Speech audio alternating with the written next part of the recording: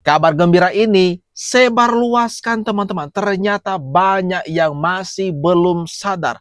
Indonesia lewat Presiden Prabowo resmi menerapkan yang namanya BBM B50 berbahan bakar minyak sawit.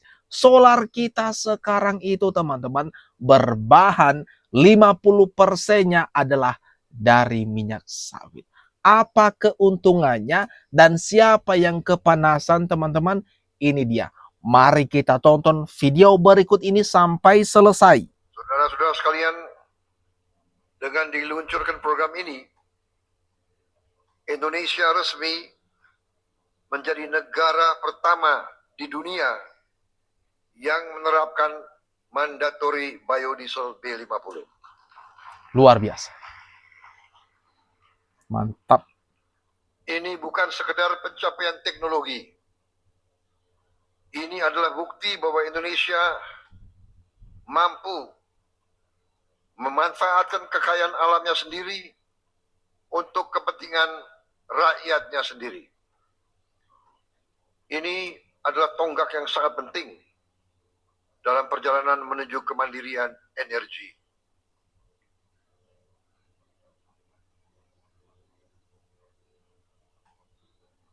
Kelangsungan hidup suatu bangsa antara lain ditentukan oleh 3 hal. Pertama, mampukah bangsa itu menghasilkan pangannya untuk rakyat sendiri. Kedua, mampukah bangsa itu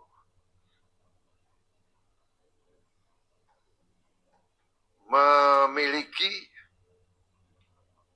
energi, sumber energi sendiri, tidak tergantung bangsa lain.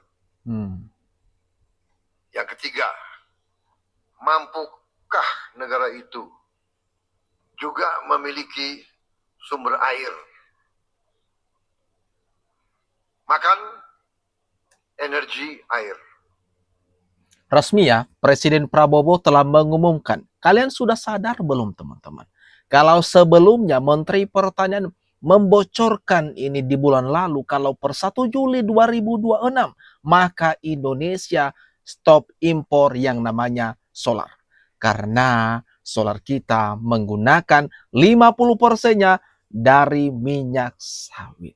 Kalian sudah mencobanya belum teman-teman? Gimana rasanya menggunakan BBM berbahan bakar minyak sawit? Dan ini dia teman-teman. Di video-video berikut ini, mari kita bahas lebih lanjutnya. Nah, begini warna dan bentuk biosolar B50. Ini dari SPBU-nya langsung ya teman-teman. Gimana nih? Warnanya agak kekuningan. Saat ini saya berada di salah satu SPBU di Kota Mojokerto yang saat ini sedang diuji pompa ukurnya oleh instansi terkait. Kira-kira pas apa enggak ukurnya sesuai dengan ukuran. Wih, hari ini kita mencoba melihat lagi bentuk B50 yang kemarin di launching sekitar 1 Juli 2026. Ini langsung kita lihat bentuk fisiknya teman-teman ya. Nah, gimana nih? Bentuk dari warna fisiknya agak kuning-kuning, kemudian kelihatan lebih bersih ya. Memang ada busanya, seperti khas pada umumnya minyak. Wah. Gimana nih teman-teman? Kalian bangga nggak? BBM khususnya solar nggak perlu impor, nggak perlu bergantung pada negara lain. Mandiri energi. Luar biasa. Wah. Kalau begini terus sih, patut diacungkan 2 jempol untuk pemerintah Presiden Prabowo dan Wapres Gibran. Ini gimana kalau menurut kalian? Komen-komen di bawah teman-teman. Tapi airannya banyak banget loh orang yang anti dengan B50 ini. Kenapa guys? Dan Kenapa? lebih ngeri lagi, mereka mau adu domba petani kita di bawah. Mereka bilang petani dirugikan. Enggak lah, logika aja lah bego. Lu tolol apa buta huruf? Biodiesel B50 kalau diterapkan, ya udah pasti harga CPO naik. Justru Betul. petani sawit diuntungkan. Kok bisa? Lu lihat nih Amran nih, Menteri Pertanian Indonesia nih, Menteri Kesayangan Petani di seluruh Indonesia nih. Biodiesel B50 justru jadi langkah strategis guys untuk meningkatkan harga minyak sawit mentah. Betul. Kenapa bisa? Karena begitu Indonesia menerapkan B50, kebijakan ini pasti menyerap sekitar 5,3 juta ton CPO. Wah. Artinya pasaran ekspor dunia berkurang 5,3 juta ton. Tadinya Indonesia lepas itu ke dunia, tapi sekarang diserap di dalam negeri. Artinya ini secara langsung mengurangi pasokan di pasar internasional. Jadi kalau lu Profesor S3 nggak punya otak dan pada bilang petani dirugikan, waduh, rumah bodohnya nggak ketolongan guys. Kenapa? Ya, lu ngerti hukum supply and demand nggak? Zaman dulu Indonesia supply banyak banget nih ke luar negeri. Tiba-tiba kita bikin pabrik biosolar. Barang yang kita ekspor, kita tarik masuk pabrik dalam negeri. Logikanya berarti supply barang di dunia internasional naik apa turun? Turun. Ya turun, ya berkurang. Kalau supply berkurang, demand tetap tinggi, apa yang terjadi? Harga CPO naik. Guys. Lu ngerti nggak sih? Lu kayak orang bego lu, katanya S3 lu. So, kalau ekspor tahun lalu nih 26 juta ton, terus kita ambil nih 5 jutanya buat B50. Ini betul-betul bener nih pernyataan Menteri Amran nih. Artinya apa? Sisa peredaran di dunia internasional tinggal 21 juta ton. Dan betul, begitu supply-nya berkurang, gua yakin guys, harga CPO dunia bakal naik. Artinya, nah teman-teman petani nih, lu yang diuntungkan. Petani Indonesia justru diuntungkan. Makanya lu hati-hati guys ya baca media. Bahkan universitas makin kesini makin banyak yang hoax. Menurut lu yang bener siapa guys? Pernyataannya guru besar S3 pengkhianat bangsa, profesor-profesor anjing peliharaan George Soros, media-media palsu, atau Menteri Amran? Kalau menurut gua Menteri Pertanian ini bener. Kenapa? Waduh, pedas ini. Pedas nih teman-teman. Ini perlu diluruskan dan perlu di-share sebanyak-banyaknya info ini. Info yang sebetul-betulnya. Info yang sebenar-benarnya fakta di lapangannya. Masa petani dibilang dirugikan dengan B50 ini? Kan aneh, logika sederhananya. Yang awal mulanya Indonesia mengekspor ini sawit, kemudian ke negara kita ada pabriknya, kita olah menjadi BBM solar, maka ini ekspor kita kurangi. Berarti kalau pasokan dunia kurang, maka sudah jelas harga CPO bakalan naik. Yang diuntungkan siapa? Tentunya petani. Harga CPO naik, teman-teman. Memang ada kan yang kontra, yang oposisi ke pemerintah malah menyebarkan berita-berita bohong. Itu yang kita lawan, teman-teman. Program B50 diklaim bisa hemat devisa 157 triliun.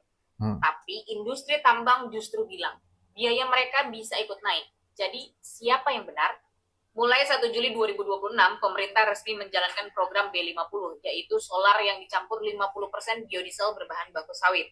Targetnya besar, pemerintah ingin mengurangi impor solar, meningkatkan penyerapan CPO dalam negeri, menghemat devisa hingga sekitar 157 triliun, sekaligus menekan emisi karbon.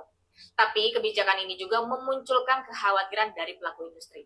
Asosiasi Pertambangan Batubara Indonesia atau APBI menilai penggunaan B50 secara realistis akan menambah beban operasional penambang. Alasannya biaya bahan bakar merupakan salah satu komponen terbesar dalam operasional tambang. Selain itu, harga B50 nantinya juga sangat bergantung pada dinamika harga minyak sawit dunia dan formula yang ditetapkan pemerintah. Suara yang hampir sama datang dari Perhimpunan Ahli Pertambangan Indonesia atau Perhapi. Menurut Ketua Umum Perhapi Sudirman Widi Hartono, berdasarkan analisis sejumlah uji coba, penggunaan B50 diperkirakan membuat konsumsi bahan bakar menjadi 7 hingga 10% lebih boros dibanding B40. Tidak hanya itu, biaya pemeliharaan dan perbaikan alat tambang juga diperkirakan bisa naik sekitar 5 hingga 10% saat transisi dari B40 ke B50. Di sisi lain, pemerintah tetap optimis manfaat B50 jauh lebih besar karena dapat mengurangi ketergantungan impor solar, memperkuat industri sawit nasional, dan meningkatkan ketahanan energi Indonesia. Jadi inilah pro dan kontranya. Di satu sisi, negara berpotensi menghemat devisa dan mendorong industri sawit. Di sisi lain, industri pertambangan mengingatkan adanya risiko kenaikan biaya operasional dan perawatan alat. Kalau menurut kamu, apakah manfaat B50 lebih besar daripada tambahan biaya yang dikhawatirkan pelaku tambang? Tulis pendapat kamu di kolom komentar. Yang ahli-ahli mesin ini, yang ahli-ahli soal pertambangan bisa nggak masukin tanggapan komentar kalian di bawah teman-teman mengenai ini. Ada polemik katanya ada pemborosan atau BBM lebih boros dengan menggunakan B50 dibanding dengan B40. Tapi kalau saya pikir secara apa sekarang ya sederhananya B40 ke B50 kok jadi lebih boros atau malah ada tadi pernyataan mengatakan mesin jadi mudah rusak. Kemudian soal pertambangan tadi katanya alat-alat mereka bakalan mudah rusak atau apalah istilahnya tadi yang disebutkan. Ini gimana kalau menurut kalian? Memang tujuan pemerintah itu baik demi mengurangi angka impor Indonesia. Ini gimana kalau menurut pendapat kawan-kawan? Komen-komen di bawah. Apa sih yang paling berharga dari pohon sawit? Ya mungkin sebagian besar orang akan menjawab minyak goreng, lalu diekspor, CPO, atau devisa negara. Padahal mulai beberapa hari yang lalu jawabannya bisa berubah. Karena pohon sawit sekarang juga bisa menggerakkan truk, menghidupkan mesin-mesin industri, menggerakkan kapal laut, bahkan menjadi bagian penting dari upaya Indonesia menuju kedaulatan energi. Dan yang menarik, Indonesia bukan hanya ikut-ikutan, tapi Indonesia menjadi negara pertama di dunia yang menerapkan B50 secara nasional. Artinya, setengah dari bahan bakar solar yang kita gunakan berasal dari tumbuhan. Betul, tumbuhan, bukan dari minyak bumi. Dulu saya ingat ketika Presiden Prabowo sering berbicara tentang pentingnya sawit, banyak yang mencibir, ada yang menganggap berlebihan. Tetapi hari ini kita bisa mulai melihat hasil nyatanya. Sawit itu bukan lagi sekedar komoditas ekspor, kawan. Sawit mulai berubah menjadi energi. Nah, ini gimana nih teman-teman? Kalau menurut pendapat, tanggapan kawan-kawan. Kalau dulunya memang Presiden Prabowo terus menggaungkan sawit ini sampai dicibir, dinyinyirin, bahkan diejek Presiden Prabowo. Tapi dengan hasil yang sekarang ini, BBM dari minyak sawit, kemudian Indonesia berdaulat akan energi, mengurangi juga impor dari luar negeri. Ini hasil yang sangat baik, bukan?